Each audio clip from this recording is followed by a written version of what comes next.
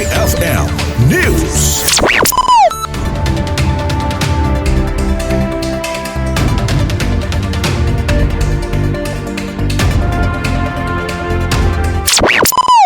Alamin natin ang reaksyon ng mga Pangasinense ukol sa issue na hindi na umano bibigyan ng gobyerno ng budget ang PhilHealth para sa taong 2025.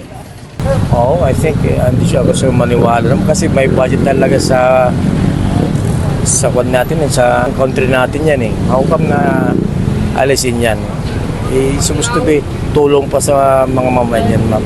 For me, hindi pwede yun. So the government will have to budget for that, ma'am.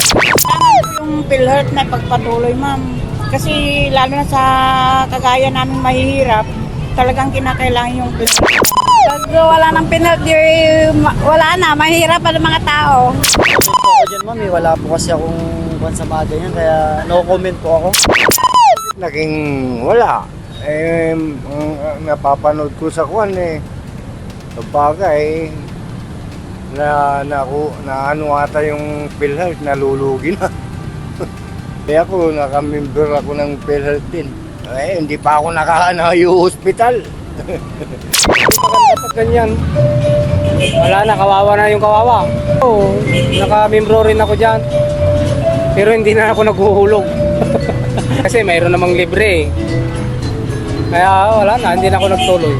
Wala naman kaming nangailangan di pag na-hospital, di ba? Dahil malaking tulong na rin yung pagbawas ng mga bayaran sa ospital, lalo na yung mga indigent, di ba?